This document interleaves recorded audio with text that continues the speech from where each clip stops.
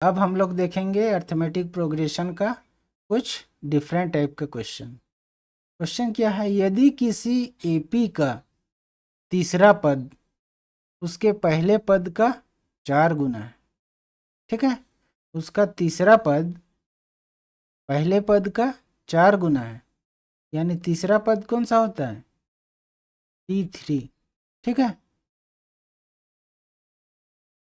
T3 जो है पहले पद का 4 गुना है, यानी पहला पद T1, ठीक है। इसका 4 गुना है, यानी T1 को अगर 4 से मल्टीप्लाई करेंगे तो दोनों इक्वल हो जाएगा, होगा ना, ठीक है। जैसे हम लोग प्रीवियस क्वेश्चन में देखे थे, कह रहा है कि छठा पद 17 है। क्या है, छठा पद जो है वो 17 है, तो एपी ज्ञात करने बोल रहा है, ठीक है। तो इस इक्वेशन को हम लोग सोल्व करते हैं।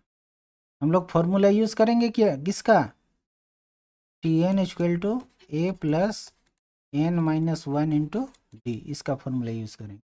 तो T3 को हम लोग कैसे लिखेंगे इसी फॉर्मूला में, a plus 3 minus 1 into d equal to T1 को हम लोग क्या लिखते हैं शॉर्ट में, ए, ठीक है।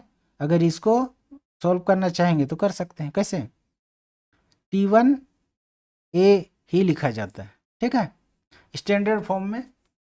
जैसे इसको अगर हम बड़ा लिखना चाहेंगे तो ए प्लस 1 माइनस 1 इंटू डी, जैसे इस फॉर्मूला के अनुसार, और इसको मल्टीप्लाई करेंगे और से, तो इसको सॉल्व करेंगे, ए प्लस 2d इक्वल टू कितना होगा, ए, क्योंकि ये 1 से 1 लेस होगा, 0 बचेगा, 0 को डी से मल्टीप्लाई करेंगे 0, ठीक है, तो 0 हो जाएगा, यानी बचेगा इसमें सिर्फ ए, ठीक है, ए इंटू 4। सॉल्व करते हैं इसको, a plus 2d equal to 4a, a को एक साइड लाते हैं, a minus 4a equal to minus 2d, इसको अगर घटाएंगे आपस में तो क्या होगा, minus 3a equal to minus 2d, minus minus cancel, क्या बचेगा, ए इक्वल टू, सॉरी यहाँ पे 2d होगा,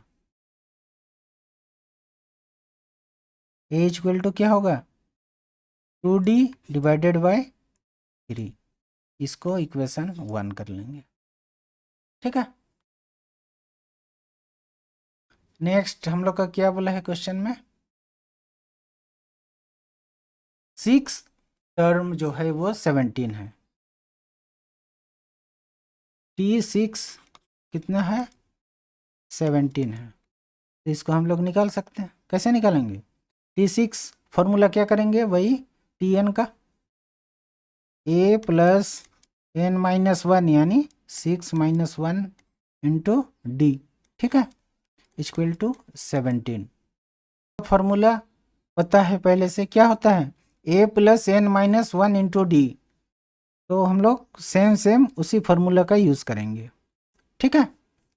तो ए प्लस एन, एन के जगह में 6 माइनस 1 इंटू डी, ठीक है। तो सॉल्व करते हैं आगे,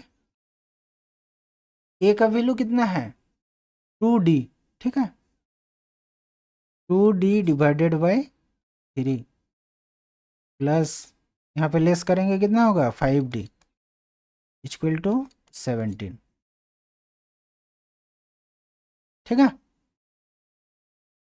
अब यहाँ पे नीचे कुछ नहीं है तो 1 है, इसको कर सकते हैं, एलसीएम हम लोग लेंगे, एलसीएम लेंगे 3, यहाँ पे हो जाएगा 2d, ठीक है, प्लस 15d इक्वल टू 17। ये अगर समझ में नहीं आएगा तो आप लोग कमेंट कीजिएगा, उसके बारे भी हम डिस्कस कर लेंगे।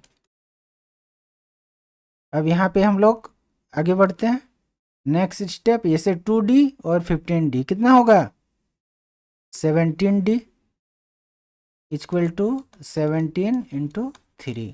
ठीक है, तो d इक्वल टू कितना होगा 17 इंटू 3 डिवाइडेड बाई 17। 17 कैंसिल करेंगे, बचेगा क्या, d इक्वल टू 3। क्वेश्चन क्या बोला था, AP निकालने बोला है। जब A हम लोग को पता चल गया, A कितना है 2d/3, उसी को लेके हम लोग बनाए d इक्वल टू 3, ये आ रहा है। तो A का वैल्यू भी निकल सकता है, कैसे निकालेंगे, A का वैल्यू जो होगा वो 2d, 2 इंटू डी का वैल्यू कितना होगा 3 डिवाइडेड बाई 3, ये सिंपल इसमें पुट कर देंगे, 3 कैंसिल हो जाएगा, A इक्वल टू कितना बचेगा 2 और d इक्वल टू 3। ठीक है, अब हम लोग AP इसका निकाल सकते हैं। क्या निकाल सकते हैं, AP हम लोग इसका आराम से निकाल सकते हैं। अब इसका हम लोग AP निकालेंगे, यानी फर्स्ट टर्म क्या है, ये तो सिंपल है 2 होगा। सेकेंड टर्म क्या है A प्लस डी, आप लोग उसको ध्यान याद रखिए, स्टैंडर्ड फॉर्म में जो हम बताए थे। सेकेंड टर्म का स्टैंडर्ड फॉर्म क्या होता है A प्लस डी, यानी 2 प्लस 3 इक्वल टू 5।